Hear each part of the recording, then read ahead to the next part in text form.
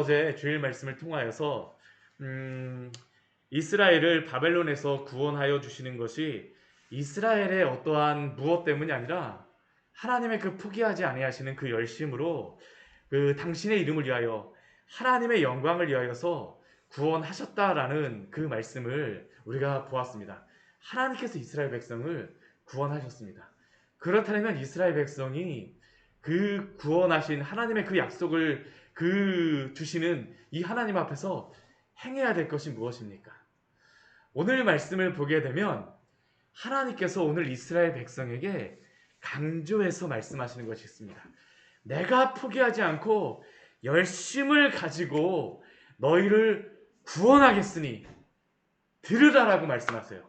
오늘 한번 말씀을 한번 보십시오. 우리 이사야서 48장 우리 12절 말씀을 보게 되면 야곱아 내가 부른 이스라엘아 내게 들으라.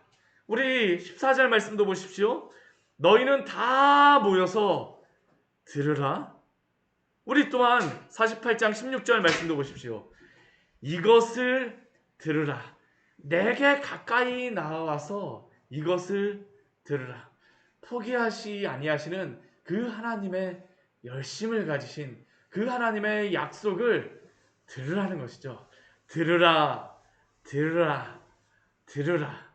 왜 하나님께서 들으라고 말씀하십니까? 오늘 말씀을 보게 되면 하나님이 왜 들으라고 말씀하시는지, 왜 이스라엘은 들어야만 되는지를 우리가 알 수 있습니다. 첫 번째 우리 12절 말씀을 보게 되면 야곱아 내가 부른 이스라엘아 내게 들으라라고 말씀하시죠. 야곱을 하나님께서 무엇으로 이름을 바꿔주셨습니까? 이스라엘로 바꿔주셨습니다. 근데 야곱을 이스라엘로 바꾸신 그 하나님은 어떠한 분이십니까? 나는 처음이요 또 나는 마지막이라고 말씀하시죠. 모든 것의 처음이신 하나님께서는 또한 모든 것의 마지막이십니다. 야곱을 처음에 부르신 하나님께서는 마지막까지 야곱을 이스라엘로 바꾸시겠다라는 것이 바로 하나님의 약속이죠. 하나님은 결코 포기하지 않으세요. 하나님은 이 능력이 있으신 분입니다. 야곱을 이스라엘로 바꾸어 줄 수 있는 그 하나님이시라는 것을 오늘 하나님이 이스라엘 백성들에게 말씀하세요. 이것을 들으라고 말씀하십니다. 하나님은 능력이 있으신 분이십니다. 어떠한 능력이 있으십니까? 우리 13절 말씀을 보십시오. 내 손이 땅에 기초를 정하였고 내 오른손이 하늘을 폈나니. 모든 것을 창조하신 하나님은 또한 하나님이 그것들을 창조하신 그 피조물들을 부르면 그 다음에 어떻게 행동합니까? 일제히 일어서죠. 하나님이 부르시게 되면 딱 각 잡고 일어설 수밖에 없습니다. 하나님이 그러한 능력이 있으신 분이라는 것이죠. 창조하신 하나님은 모든 것들을 다스리시는 하나님이시며 처음이신 하나님은 마지막까지 인도하시는 하나님이시며 야곱으로 부르신 하나님은 이스라엘로 만드실 수 있는 하나님이라고 이스라엘 백성들에게 말씀하신 분입니다. 우리에게 바로 이것을 약속하여 주시지 않습니까? 우리를 부르신 하나님께서는 끝까지 포기하지 않으세요. 내가 누구인가를 보라는 것이죠. 하나님이 누구인가를 우리에게 보라고 말씀하십니다. 우리가 우리를 볼 때에는 아유 나는 이거밖에 안 돼서 어떡하나, 아유 내 상황은 이거밖에 안 돼서 어떡하나. 그러나 하나님은 우리에게 나를 보라라고 말씀하세요. 내가 누구인가를 보라고 말씀하시죠. 야곱을 이스라엘로 만드신 하나님께서는 처음이요 마지막이시며 창조하신 하나님은 모든 것을 다스리시는 하나님이시며 또한 우리를 인도하시는 하나님이시라고 오늘도 우리에게 말씀하여 주시는 하나님입니다. 능력 있으시죠. 능력 있으십니다.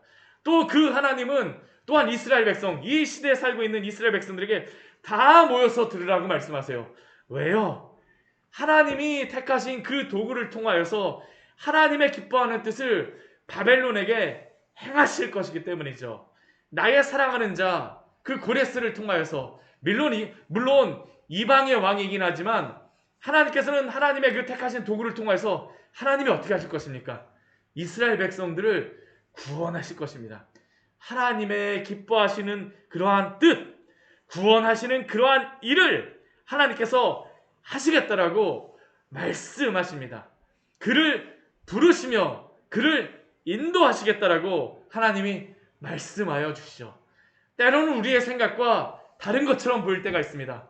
아, 하나님, 그렇게 하는 것이 나의 생각과 조금 다른 것처럼 보여요. 그러나 하나님은 어떠한 하나님이십니까? 하나님의 가장 선한 방법으로 가장 선한 길들을 성취하시는 분이 우리의 하나님이심을 기대하십시오.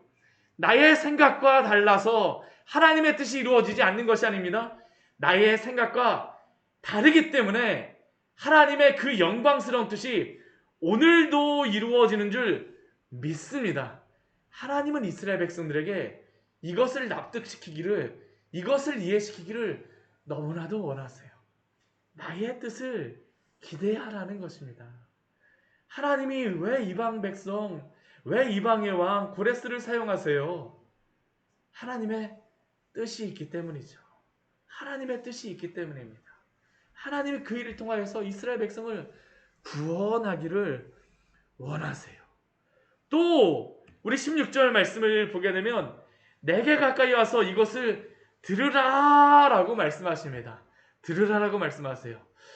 오늘 이 들으라라고 이것을 말씀하시는, 들으라라고 말씀하시는 이 분이 누구인가? 우리 12절부터 16절까지의 말씀을 보게 되면 이 말씀을 하시는 분이 누구일까요?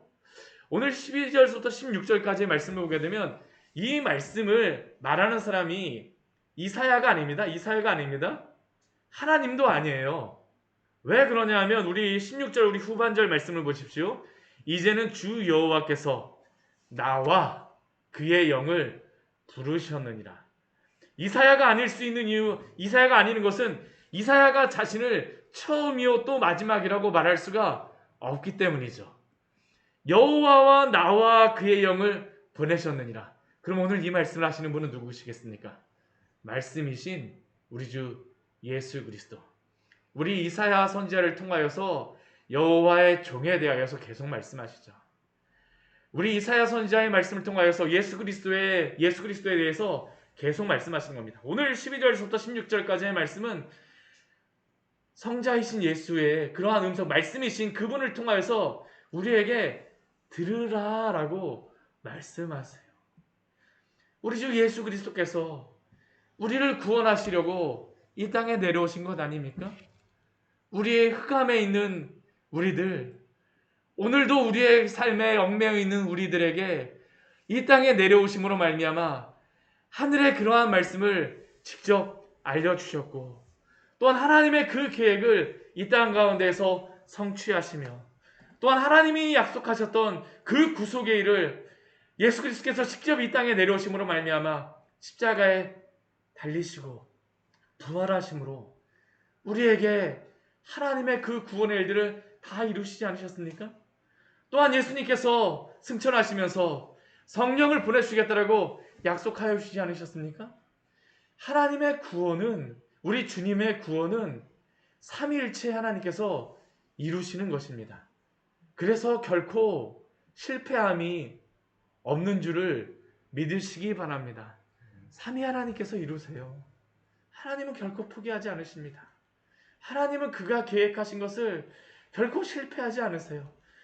하나님이 계획하신 것을 예수 그리스도께서 성취하시고, 예수 그리스도가 성취하신 것을 성령님을 통하여서 우리에게 적용하여 주시죠. 우리를 구원하여 주시는 것입니다. 이제는 주 여호와께서 나와 그의 영을 보내셨느니라. 그러므로 말미암아 우리가 구원받은 것 아닙니까? 우리가 그 구원의 은혜를 누리게 되어진 것 아닙니까? 하나님의 말씀을 들으십시오. 결코 실패하지 않으세요. 우리가 그분을, 하나님의 말씀을 듣고 믿음 안에 있게 되면 우리가 주님을 붙잡지 못하는 것이 문제이지, 하나님이 결코 포기하지 않으시고 하나님이 결코 실패하지 않으심을 바라보시기 바랍니다. 오늘 이스라엘 백성들에게 이것을 들으라라고 말씀하십니다. 또 오늘 17절 이후의 말씀에 보게 되면 하나님께서 우리에게 또 말씀하시는 그 중요한 그러한 내용이 있습니다. 우리 17절 말씀을 보게 되면 이제 구속자이신 이스라엘의 거룩한 이이신 여호와께서 이사야 선지자를 통하여서 말씀하여 주셨습니다. 무엇을 말씀하여 주셨습니까? 하나님이 행하시는 그러한 모든 것은 무엇일까요? 유익하도록 가르치고 너를 마땅히 행할 길로 인도하는 내 하나님 여호와라고 말씀하십니다. 하나님은 가장 유익한 것으로 우리를 인도하여 주시는 하나님이신 줄 믿으시기 바랍니다. 또한 가장 좋은, 가장 합당한 길로 인도하여 주시는 하나님이심을 믿으십시오. 그 하나님께서 이것을 말씀하여 주세요. 우리 하나님의 말씀을 주의하여 듣고 그 말씀에 순종하게 되면 누리는 유익이 있습니다. 우리 18절과 19절 말씀을 보게 되면 하나님의 말씀을 듣고 순종하는 자에게 그 누리게 하시는 하나님의 축복을 우리에게 말씀하여 주시죠. 그것이 무엇입니까? 평강이 강과 같이 흐른다라는 것입니다. 하나님의 말씀을 순종하고 하나님의 말씀을 듣고 순종하게 되면 하나님의 그 평강, 샬롬이 강과 같이 흐르는 삶이라는 겁니다. 하나님의 샬롬이 언제 우리가 누리게 될까요? 하나님의 말씀을 순종하게 될 때 우리가 그 샬롬을 누릴 수가 있습니다. 우리가 참 이게 너무나도 중요한 것이요. 우리가 순종함으로 말미암아서 행함으로 말미암아서 구원을 받지는 않습니다. 그러나 하나님의 그 말씀을 듣고 순종할 때 우리의 마음에 무엇이 넘칠까요? 하나님이 주시는 그 평안함이 넘치게 되어집니다. 내가 하나님의 길로 가고 있구나. 하나님의 그 말씀을 순종하게 되면 공의가 이루어지게 되죠. 우리의 삶을 통하여서 내가 하나님의 그 길을 가고 있구나라고 우리가 그 길을 막 순종하면서도 우리가 압니다. 내가 하나님의 뜻으로 순종하고 있어. 내가 정말로 그 길 가운데 가고 있구나. 우리의 마음에 용기가 넘치게 되어집니다. 하나님의 말씀을 순종할 때에 이게 너무나도 놀라운 그러한 축복이죠. 하나님의 그 샬롬과 하나님의 그 평안을 누리게 하십니다. 또 무엇이 있습니까? 하나님의 그 길을 가기 때문에 하나님이 지켜주세요. 우리 19절 말씀을 보십시오. 내 자손이 모래같이, 이 약속을 누구에게 주신 것입니까? 아브라함에게 주셨던 그러한 약속이죠. 모래와 같이 끊어지지 않고 없어지지 아니하는 그 약속. 그러나 이스라엘의 문제는 무엇이었습니까? 하나님의 이 말씀을 듣지를 못하였어요. 순종하지를 못하였습니다. 그래서 지금은 그들이 어떠한 상황에 있는 겁니까? 바벨론에게 멸망한 상황에 있는 것이죠.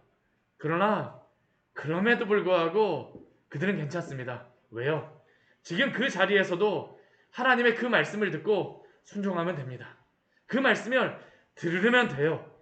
하나님이 지금도 약속해 주셨습니다. 내가 그 약속하는 그 사람을 통하여서 내가 바벨론으로부터 구원하여 내겠다. 그러면 그 말씀을 그 이스라엘 백성 어떻게 하면 됩니까? 붙잡으면 됩니다. 그 자리에서부터 붙잡으면 돼요. 그 자리에서부터 하나님이 말씀하셨구나. 그 말씀을 그냥 굳게 붙잡고 믿음으로 선포하면 됩니다. 우리 20절과 21절 말씀을 보십시오. 너희는 바벨론에게 나와서 갈대아인을 피하고 무엇이라고 이야기합니까? 즐거운 소리로 이를 알게 하여 들려주라고 합니다. 하나님이 이루시는 것을 선포하라는 것이죠. 하나님이 오늘도 내 삶을 인도하신다는 것을 알리라는 것입니다. 반포하라는 것이에요. 우리가 하나님의 말씀을 입술로 그래서 고백하는 것이 너무나도 중요합니다. 우리가 때로는 여러 가지 상황 가운데에 우리의 상황을 사실적으로 하나하나 나열하는 것을 우리가 객관적으로 여러 가지 우리가 알기 위해서 그것을 말해야 될 때도 있습니다. 그런데 그것을 날마다 사실이라고 해서 말하기만 하면 어떻게 될까요? 그것에 얽매여요. 나는 이렇구나. 나는 이래서 안 되는구나. 나는 이래서 여러 가지 상황이 있구나. 그런데 그러한 때마다 무엇을 우리가 고백해야 될까요? 하나님이 이루시는 것들, 하나님이 이루셨던 것들, 하나님의 말씀을 날마다 묵상하십시오. 그리고 그 말씀을 읊조리십시오. 내 상황을 계속 읊조리게 되면 나의 상황에만 계속 얽매이게 됩니다. 이스라엘 백성들에게 지금 무엇을 말하라는 것입니까? 내가 너희에게 들려주신 것을 그것을 말하라는 것입니다. 내가 구원을 이루고자 하는 것을 너희로 하여금 말하라는 것입니다. 여호와께서 그의 종 야곱을 구속하셨다. 나의 종 야곱을 구속하셨다. 하나님이 이전에 어떤 일들을 행하신 하나님이십니까? 우리 21절 말씀 다 같이 한번 크게 우리 믿음으로써 우리 같이 한번 고백하며 같이 한번 선포해 볼까요? 같이 한번 크게 한번 읽어보도록 하겠습니다. 여호와께서 그들을 사막으로 통과하게 하시던 때에 그들을 목마르게 아니하시되 그들을 위하여 바위에서 물을 흘러나게 하시며 바위를 쪼개사 물이 솟아나게 하셨느니라. 비록 그들이 지금 당장 보기에는 바벨론에게 멸망한 것 같고 그 상황은 여러 가지로 어려운 것 같습니다.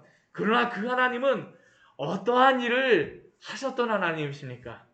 광야를 통과하게 하시던 때에 출애굽을 행하며 광야길을 걷게 하시던 때에 결코 목마르게 하지 않으셨습니다. 40년 동안 그들이 광야길을 가는데요. 이 시내산 길에 물이 계속 그 샘이 있는 게 아닙니다. 근데 그들이 그 샘이 없는 그 광야길을 가면서 그들이 큰 물통을 가지고 다닙니까? 그 소방차 같은 거 큰 것을 가지고 다닙니까? 물 저장해서 다닐 수가 없습니다. 40년 동안의 물을 어떻게 해서 그들이 저장해서 다녀요? 도저히 다닐 수가 없어요. 어떻게 그들이 목마르지 않을 수 있습니까? 하나님이 먹여주셨기 때문이죠. 어떻게 해요? 바위에서 물이 흘러나오게 하세요. 어떻게 바위에서 물이 나오게 합니까? 하나님이 나오게 하신다는 것이죠. 하나님이 하셨던 것을 선포하라는 것입니다. 내가 이렇게 하지 아니하였느냐. 심지어는 바위를 쪼개셨습니다. 그곳에서 물이 콸콸콸콸콸 흘러나오게 하셨어요. 솟아나오게 하셨습니다. 그것을 그들은 마셨습니다. 너희가 이것을 선포하며 되뇌이라고 말씀하셔. 내가 이렇게 하였다. 내가 이렇게 하였다. 그러나 이렇게 하신 하나님의 이 말씀을 붙잡지 않는 사람은 어떠한 일이 벌어질까요? 우리 22절 말씀에 보게 되면 여호와께서 말씀하시되 악인에게는 평강이 없다라고 말씀하세요. 이 악인은 누구일까요? 저는 하나님의 말씀을 붙잡지 않는 사람이 바로 악인이라고 생각합니다. 들으라, 들으라, 들으라 말씀하시죠. 안 듣는 사람이 여기에서는 악인입니다. 하나님이 들으라고 말씀하셨음에도 불구하고 듣지를 않아요. 하나님의 말씀을 붙잡지 않게 되면 평강이 넘칠 수가 없다라는 것입니다. 오늘 말씀을 보게 되면요. 우리 18절 말씀에 보게 되면 내가 나의 명령에 주의하였더라면 무엇이 강과 같이 흐른다라고 말씀하십니까? 평강이 샬롬이 강과 같이 흐른다라고 말씀하시죠. 오늘 22절 우리 끝나면서도 악인에게는 평강이 없다라고 말씀하십니다. 하나님의 말씀에 들으며 주의하며 순종하는 자에게 오늘도 하나님께서는 평강을 샬롬을 허락하여 주시는 줄 믿습니다. 이 샬롬이라고 하는 것이 평안이라는 의미죠. 평강이라는 의미죠. 근데 이 샬롬이라는 어원적인 그 의미를 따라가게 되면 이게 무슨 의미냐면 완전하다라는 그러한 의미입니다. 완전함은 누구로부터 이루어질 수 있을까요? 그리스도 안에 있을 때에만 하나님이 주시는 그 샬롬을 누리는 줄 믿으십시오. 그리스도 안에 있을 때 우리가 그 샬롬을 누리는 것입니다. 예수님이 부활하시자마자 제자들에게 두려움에 떨고 있는 자들에게 너희에게 평강이 있을지어다라고 말씀하세요. 두려움이 있으십니까? 우리 주님의 말씀을 들으십시오. 그는 완전하십니다. 그 안에 있는 평강을 누리기를 우리에게 원하십니다. 같이 기도하도록 하겠습니다. 하나님 아버지, 오늘 말씀을 통하여서 우리에게 귀한